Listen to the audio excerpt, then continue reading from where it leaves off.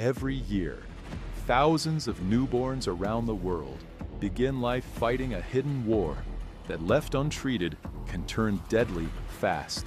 In one neonatal unit in Australia, on one ordinary day, that war has already begun. The machines scream. Something is very, very wrong. On one narrow bed lies a baby wrapped in tubes and tape. She is 3 hours old.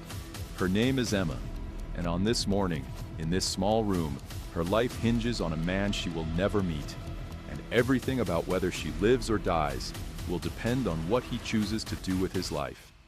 This is Monochrome Documentaries. We bring history's overlooked heroes to center stage. For Emma's parents, this was supposed to be the simplest moment of their lives. A healthy pregnancy, a normal delivery, a small, perfect baby girl. They had spent months imagining this room, holding her, counting fingers, taking photos, texting family, choosing who she looked like. It was supposed to be joy, exhaustion, relief. And for the first few hours, it was. Emma lay in her incubator, wrapped in white cloth and transparent tubing, her chest rising and falling in tiny, determined breaths. Her mother watched the numbers on the monitor glow green. Her father stood with his hands on the glass.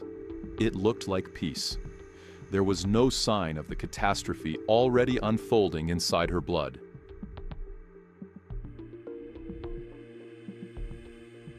Microscopic and relentless. Inside Emma's veins, her own red blood cells were being marked and destroyed. Antibodies were locking onto them, breaking them apart, one by one. Every second, fewer of them were left to carry oxygen, to her brain, to her heart, to the organs that had only just begun their work. Rh disease, a condition that, when it becomes severe, can turn deadly in newborns. But in this quiet room, for a few more fragile minutes, Emma's parents were still just standing at her bedside, believing their daughter had made it safely into the world. Completely unaware that her life was already racing towards something medicine could only fight, not erase.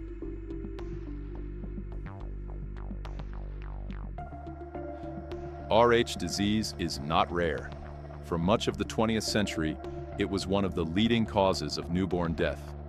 Doctors learned exactly how it works, how a mother's immune system can mistake her baby's blood for an invader, how it can build antibodies, how those antibodies can cross back into the baby and destroy red blood cells faster than a newborn can replace them. They learned the warning signs, the yellowing skin, the failing oxygen, the silent damage to the brain and heart. And eventually, they discovered the solution, an injection called antibody. Not a cure that repairs damage, a shield that prevents it. Antibody works by stopping the mother's immune system from learning to attack her baby's blood.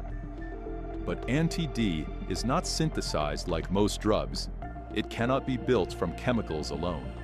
It has to be harvested, because the antibodies inside antibody only come from human blood, from the plasma of donors whose bodies already produce them.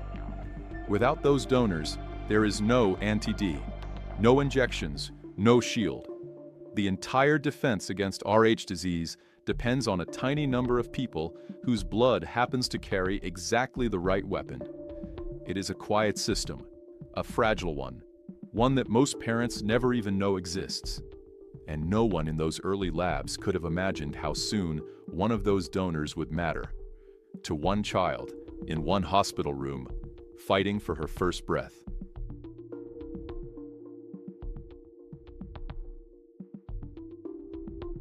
Back in the NICU, the first sign that something was wrong was subtle. Emma's mother noticed the monitor change its rhythm. The green line still moved, but it no longer moved the way it had. She leaned closer to the glass. Emma's chest was rising faster, then faster still, each breath shallower than the last. A nurse adjusted a line. A doctor studied a number. The room grew quieter in the way rooms do when people are trying not to panic. Then came the second sign. Emma's skin began to change. Not dramatically, Not all at once, a faint yellow tint spreading beneath the lights, her blood breaking down faster than her body could clear it. Then came the third. Emma's heart rate surged, then stuttered, then surged again. The doctor checked the chart, then the clock. This is moving faster than we expected. And suddenly, this was no longer prevention. This was survival.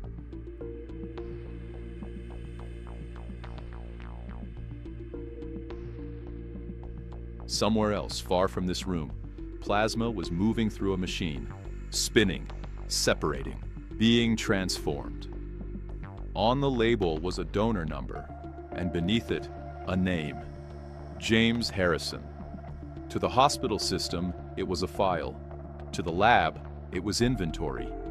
As the clear liquid drips through the machine, it became something that looked utterly ordinary. A small bag, a printed label, a barcode. But in that plastic was something else entirely: history, and a decision that had begun long before Emma took her first breath. James Harrison was 14 years old when doctors opened his chest and told his parents they didn't know if he would survive. He had lost massive amounts of blood. The only thing keeping his heart beating was a line running into his arm from someone else's veins. Strangers, dozens of them. Blood from people whose names he would never know. Days passed, then weeks, and slowly, against the odds, James lived. When he woke fully, when the pain settled into something he could breathe through, he asked his father a question. How much blood did they give me? His father hesitated. About 13 units, he said, from a lot of different people. More blood than his own body could hold. James stared at the ceiling tiles and did the only math that mattered. Without strangers, he would already be dead. He couldn't give it back yet. He was too young, too weak. But lying there, stitched and alive, he made a private promise. If strangers could bleed for him, he would bleed for strangers.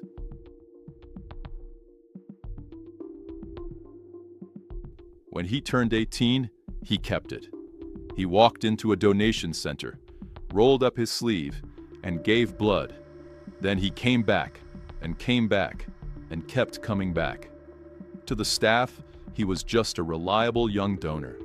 To James, every visit was a repayment, interest on a debt he could never clear. For years, nothing about his blood seemed unusual. He was just another man in another chair, and none of them knew what was waiting inside his veins.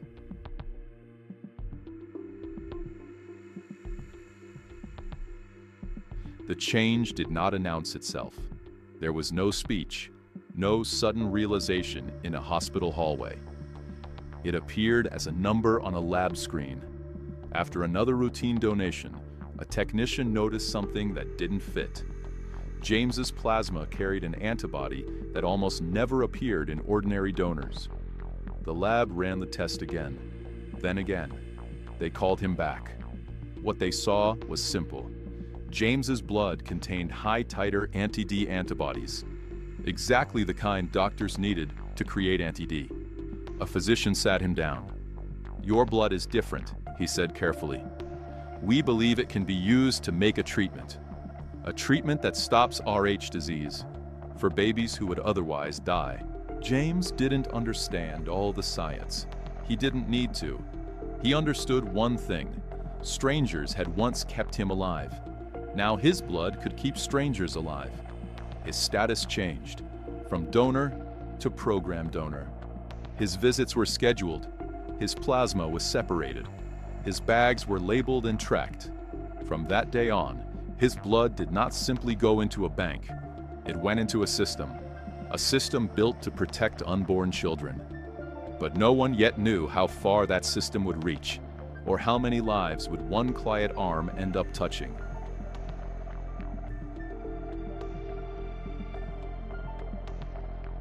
James kept coming back. Weeks turned into months, and months into years. The donation chair became familiar. The tourniquet, the antiseptic smell, the small sting, the steady draw. He donated again and again and again. While governments changed, while medicine advanced, while the world outside the clinic transformed, James kept showing up. Doctors began to estimate what his blood had made possible. He did not save hundreds of babies. He saved millions. Around 2 million newborns protected because of one man, his own daughter, his own grandchildren, all shielded by a medicine that came, in part, from him. But time leaves marks. His veins scarred. Nurses searched for usable lines. The rules of donation grew stricter. Eventually, they told him the day was coming. He would have to stop. And on the same day, the system prepared to lose him. A newborn was fighting for her life inside the world he had helped build.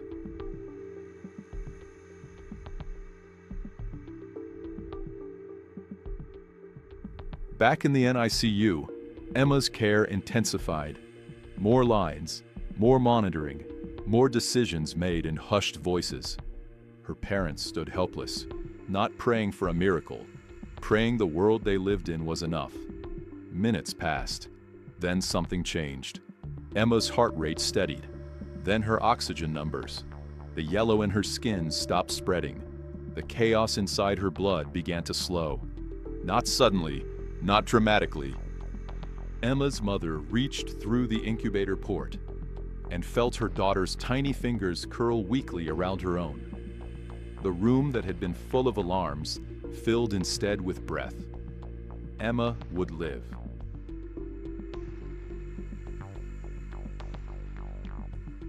As the crisis receded, a strange quiet settled over the unit.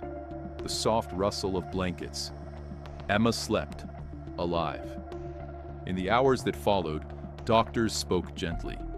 Nurses smiled the way they do when they are tired and relieved. A crisis was closed. Another child moved from critical to stable. And slowly, the story of what had made this world possible was told. Not a miracle drug discovered overnight. Not a machine. Not a single moment. But a man. An old man who had spent most of his adult life sitting in a donation chair. A man whose blood had been processed, labeled, and logged so many times his name had almost disappeared behind numbers. Somewhere else in the country, James Harrison was finishing an ordinary day. He would never hear Emma's name. He would never see her face. He would never know that on this day, a 3-hour-old girl fought for her life inside the system he had helped sustain. And yet, because of him, she was alive.